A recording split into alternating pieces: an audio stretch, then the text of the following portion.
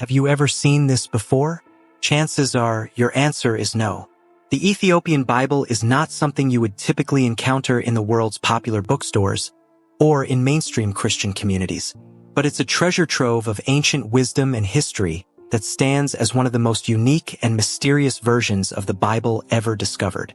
Unlike the commonly known King James Bible with 66 books, the Ethiopian Bible contains 88 books and includes writings like the Book of Enoch, the Book of Jubilees, and other texts that aren't found in most modern Bibles.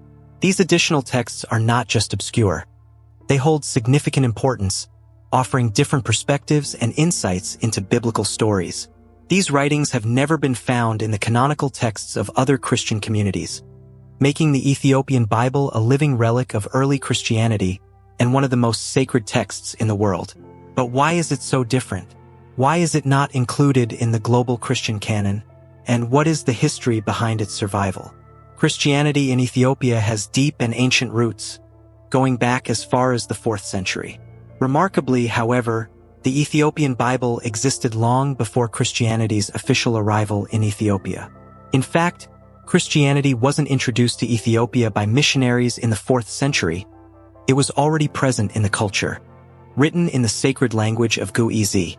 Guizi is no longer spoken in everyday life, but it remains an important liturgical language in the Ethiopian Orthodox Church today. The Ethiopian Orthodox Church, known locally as Tewahedo, is one of the oldest and most established Christian bodies in the world. While most Christian denominations trace their roots to the Mediterranean region and the Roman Empire, the Ethiopian Church has maintained its traditions and unique teachings for over 1,500 years. Some Ethiopian tribes have been worshipping the Christian God for more than 3,500 years, marking Ethiopia as one of the earliest Christian societies in history. In addition to its religious history, Ethiopia is one of the few countries in Africa never to have been colonized, which allowed its cultural and religious traditions to flourish unchallenged.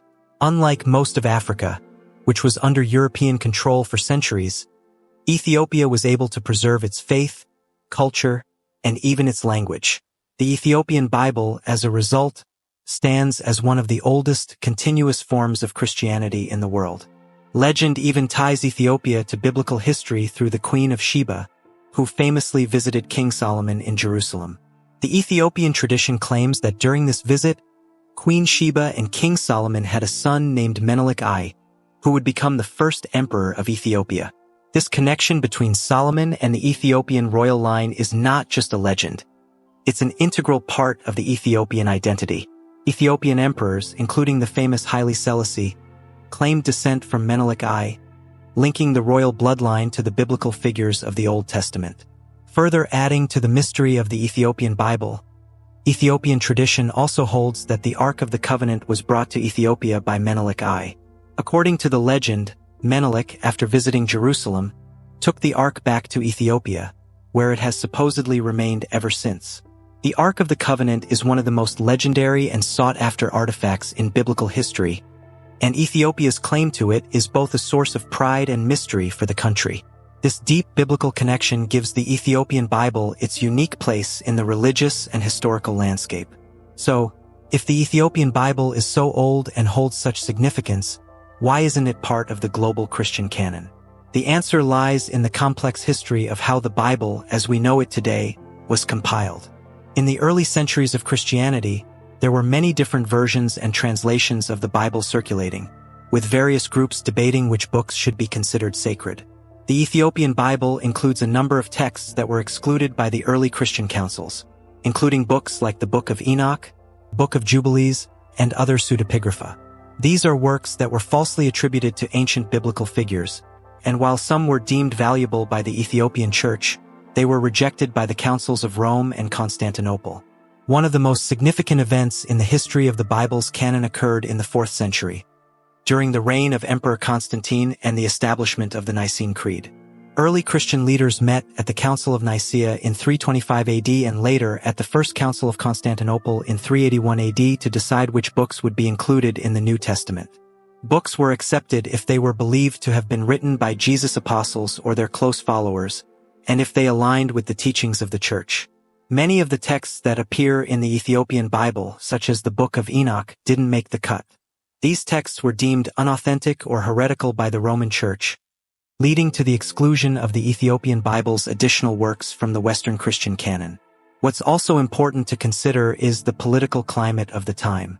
The decisions to include or exclude certain books were not solely theological. They were also deeply influenced by politics and power. The Roman Empire was at the height of its power, and the bishops of Rome had strong influence over the Christian canon. In fact, many texts that didn't fit with the political narrative of the empire were actively suppressed. This power struggle was not just theological, it was about control. The Roman Empire, later to become the Holy Roman Empire, wanted a unified Christian teaching that could serve as a foundation for its own power. Books that didn't align with this agenda, like those in the Ethiopian Bible, were rejected. Despite its obscurity, interest in the Ethiopian Bible is growing. Over the past few decades, scholars and theologians have increasingly turned their attention to this ancient text, intrigued by its richness and depth. The Ethiopian Bible was long confined to Ethiopia, but with translations now available, more and more people around the world are discovering its unique history and teachings. The Ethiopian Bible has also endured through immense challenges. It survived centuries of invasions, including during the Italian occupation in the 1930s. There were also devastating fires that ravaged the church of the monastery where the Bible was stored, but it remained preserved. This remarkable survival of the Ethiopian Bible through so many hardships only adds to its mystery. Today, the Ethiopian Orthodox Church continues to protect and maintain these sacred texts, with the Bible available for study and exploration.